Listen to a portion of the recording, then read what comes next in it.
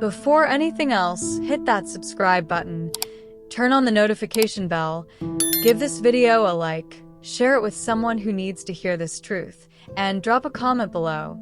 Have you ever lived through something no one would believe if you told them? I want to hear your story.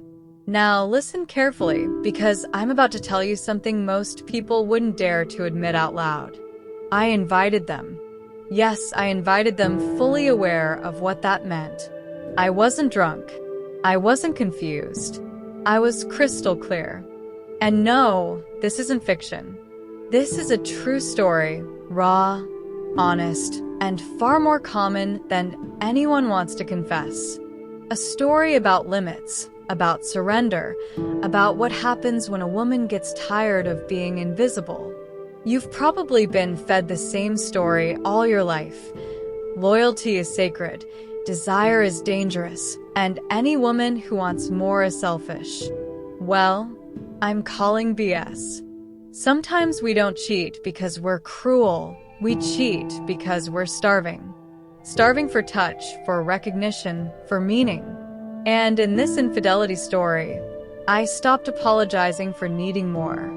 This isn't just about what I did, it's about why I did it. And once you understand that, everything changes. This might shock you. It should. Because what you're about to hear isn't polished or perfect. It's not filtered through fairy tales or social expectations. It's messy. It's real.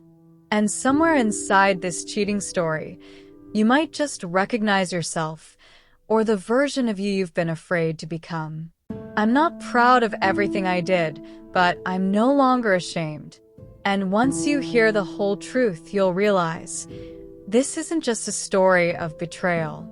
It's a story of awakening. So, if you're brave enough, stay with me. Because what begins as a shocking confession might just be the thing that breaks you open in all the right places. I remember every tiny detail about that night. The way the air felt thicker, heavier, like it already knew what was about to unfold. I spent hours preparing the room, rearranging pillows like chess pieces, dimming the lights until shadows danced along the walls.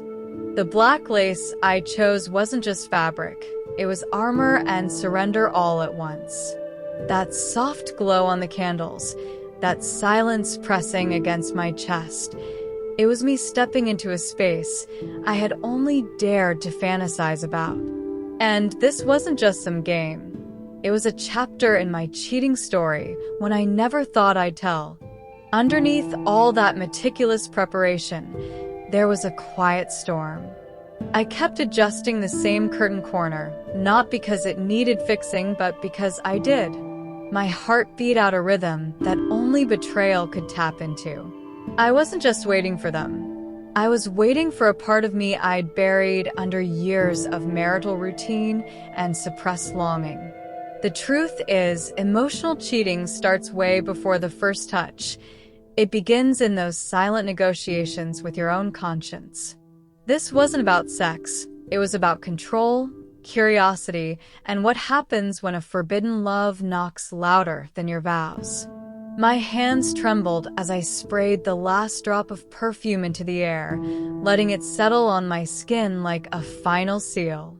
I looked at myself in the mirror, half guilty, half thrilled, like a woman caught between being someone's wife and becoming someone else's fantasy. That's the thing about infidelity. It doesn't always come with screaming or slamming doors. Sometimes, it tiptoes in wearing velvet and whispering promises.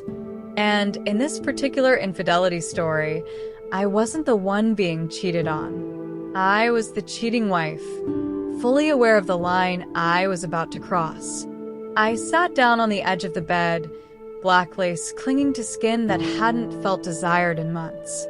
My marriage had turned into a well-kept cage, pretty from the outside, but echoing on the inside. And in that silence, I invited danger, not recklessly, but with terrifying precision. They were minutes away, and every second stretched like a moral tightrope I was choosing to walk. You don't expect a shocking confession to begin with candlelight and soft jazz, but mine did. And it only got more intense when the first knock came. The moment he stepped in, everything shifted. I didn't look at his face, I didn't need to. The sound of the door closing felt like a final decision locking into place. Before I could second-guess anything, his hands reached for the blindfold. The moment it covered my eyes, the world disappeared, and something raw took over.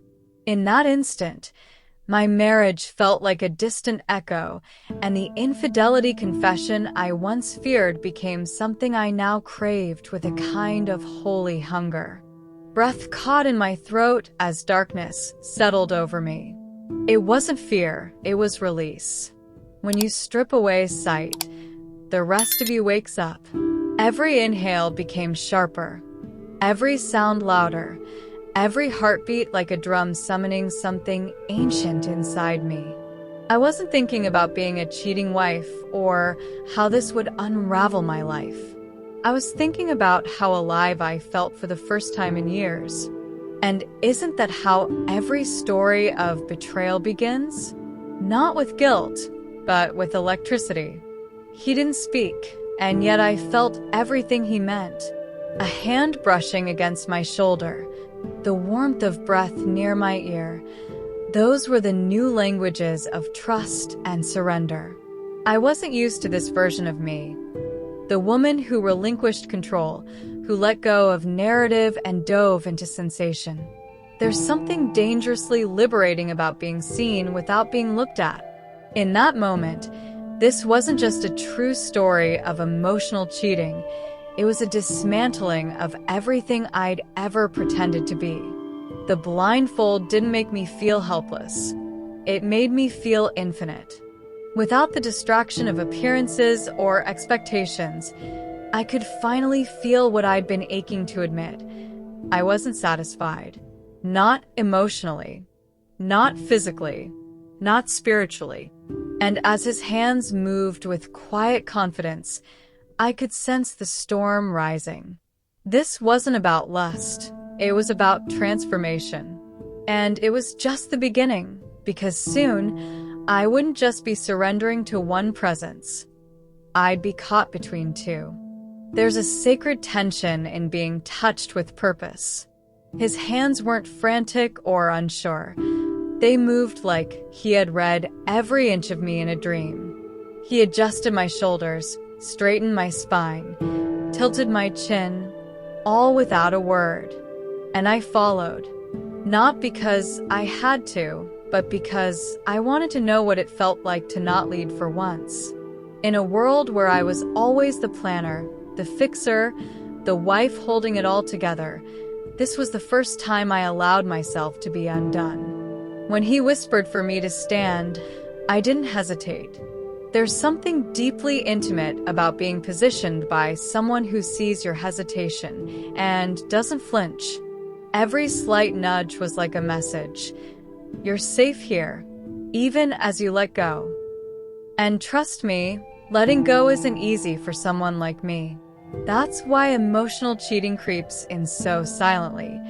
It fills the cracks that control can't seal. In my cheating story, this wasn't about being reckless. It was about finally breathing. He guided me as if he'd studied the language of my body long before ever touching it. His palm on my lower back wasn't just contact, it was command, but not the harsh kind. This was the kind that made my knees tremble and my soul exhale. It felt like someone saying, "You don't have to be strong right now." And that hit deeper than anything physical.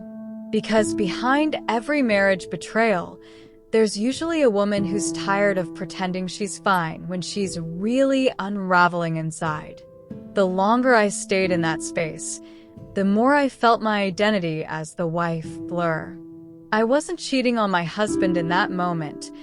I was rediscovering myself. And maybe that's what made this such a shocking confession. It's not just that I crossed a line. It's that I finally admitted the line had been strangling me for years. And just as I surrendered to his rhythm, another presence stirred the air.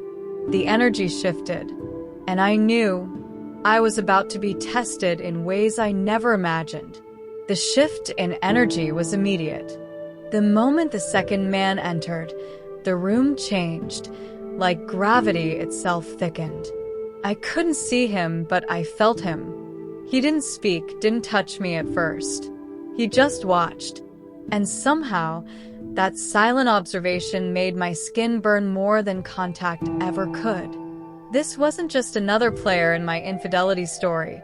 This was a force, heavier, darker, commanding in a way that made my breath catch and my knees weaken.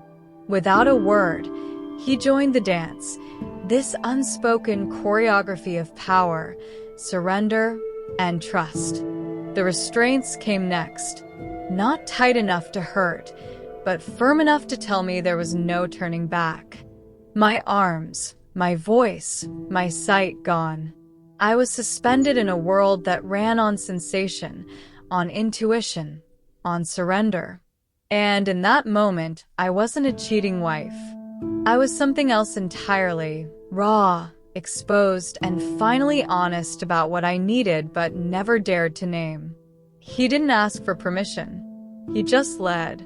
And being led, truly led, is something so few of us experience without fear. But what if fear, in the right context, becomes clarity? What if the very thing we're taught to avoid, losing control, is the thing that actually sets us free? That night, I didn't feel shame. I felt seen. Seen in ways my marriage never touched. This wasn't just a forbidden love. This was a mirror, showing me every suppressed desire I had forced into silence. As both men moved in tandem, their contrast was electric. One soft and precise, the other commanding and consuming. It was a storm, and I was the lightning rod. There's a reason so many betrayal stories never get told out loud. Because what people don't understand, they judge. But if they could understand, if they could feel what it means to be caught between pleasure and release, they might rethink what betrayal really is. And this was only the beginning of what I was about to feel. Time stopped existing. Every second became an eternity of touch, sound, pressure, surrender. With both men moving around me, sometimes in sync, sometimes in contrast, I couldn't tell where one began and the other ended. My breath became shallow, my skin hypersensitive, my mind stretched between panic and bliss. This wasn't just a physical experience, it was a dismantling, a breakdown of who I thought I was. And in the quiet chaos of this infidelity confession, I finally met the part of me I had silenced for years. There was no space left for pretending, no more roles to perform, no more wife mask to wear. Every inch of me was exposed not just to them, but to myself. The woman who once begged her husband to notice her was gone. In her place stood someone raw, aching, alive. What we call emotional cheating is often a cry for recognition, a desperate attempt to feel something real in a world that demands we stay numb. And this was real, terrifyingly, breathtakingly real. The rhythm between them became a language, one I was fluent in without ever learning. Hands here, breath there, a tug, a pause, a command. It was a symphony of surrender, and I was the instrument. Each note played on me struck deeper, unraveling old hurts and hidden longings. That night, I didn't just cross boundaries, I dissolved them. In the middle of that storm, I felt something crack open, a release. Not just of pleasure, but of pain, of expectations, of years of pretending I was fulfilled when I wasn't. And when I finally collapsed, trembling and still blindfolded, I didn't cry from shame. I cried because something inside me had shifted forever.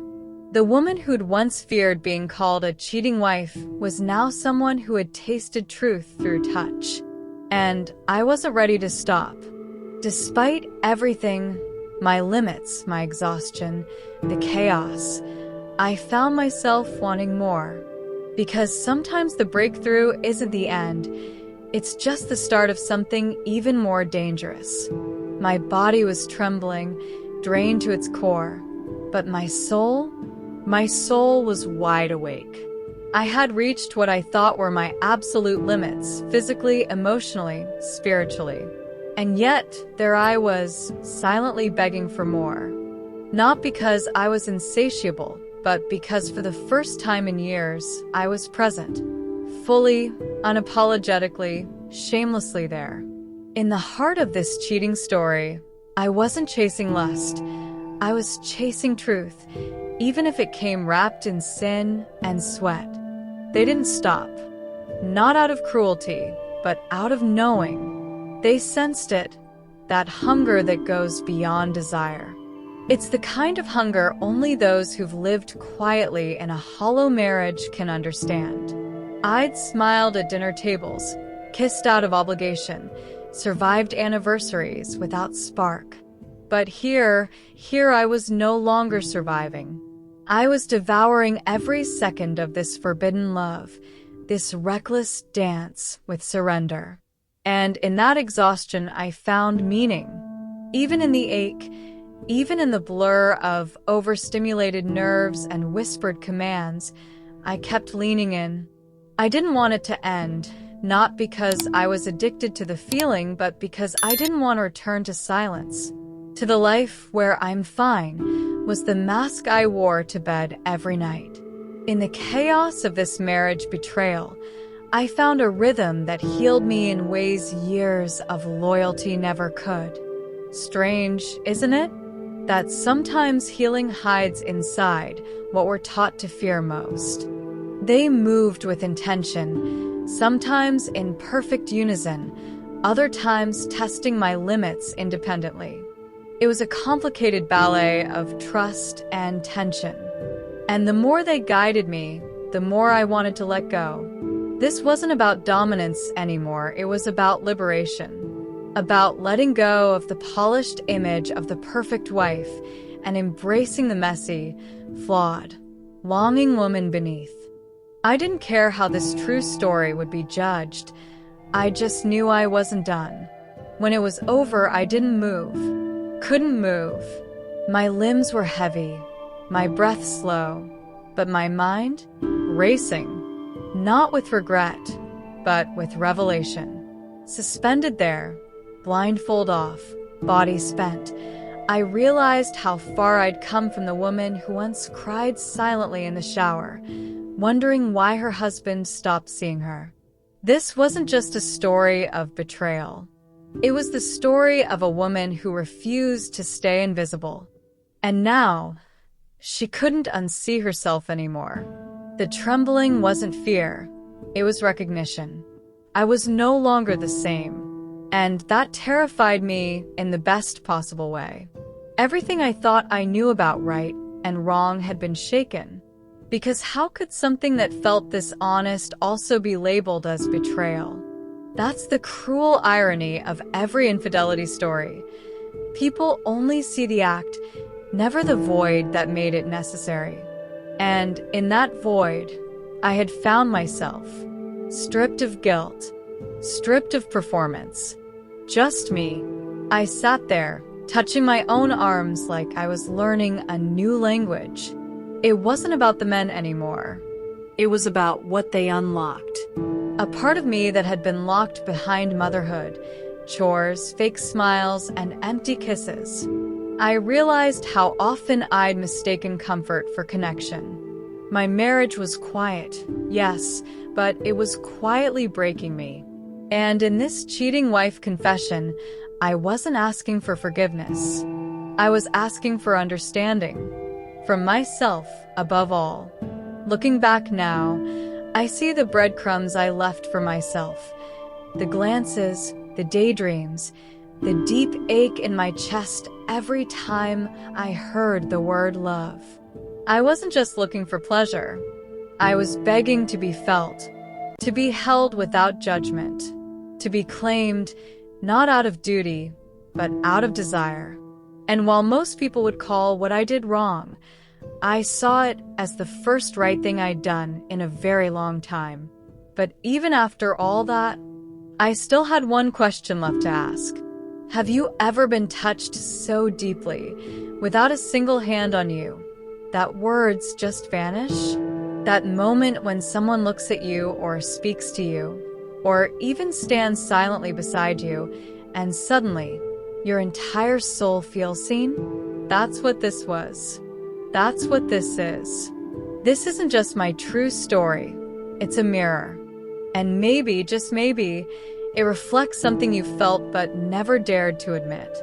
Something buried beneath years of loyalty, silence, and pretending.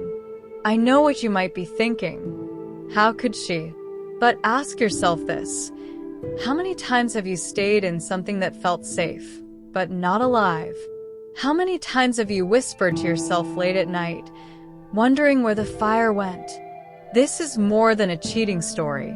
It's about awakening, about breaking the mold of what we're told love and marriage are supposed to look like. It's about choosing truth, even when it's messy, even when it burns. So, I ask you, have you ever been rendered speechless by someone? Not just from what they said, but from what they awakened in you? If so, tell me. Drop your story in the comments. You don't have to be perfect here. You just have to be real. Because behind every infidelity confession, there's not just scandal. There's sadness, unmet needs, desire, and above all, humanness. And maybe if we started talking about it, we'd stop drowning in the silence. This isn't just the end of my story.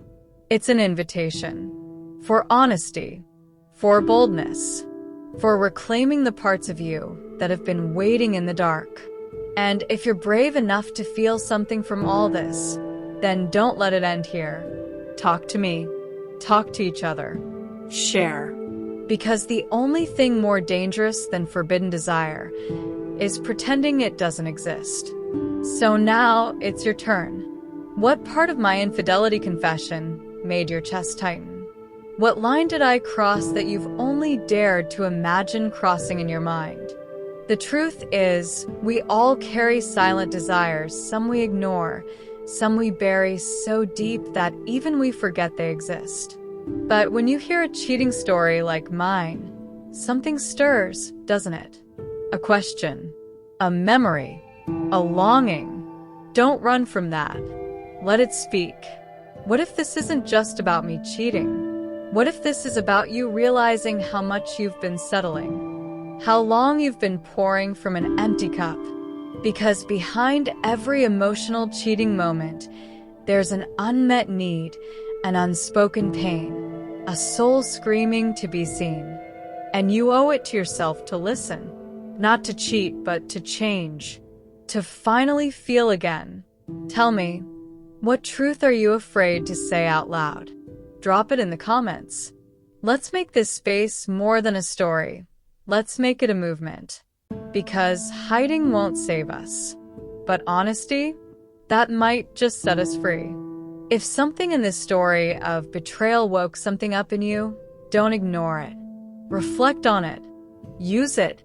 Let it be your starting point, not your shame.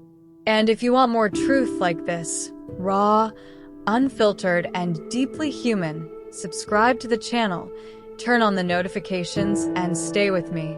Because this isn't the end of the conversation. It's just the beginning.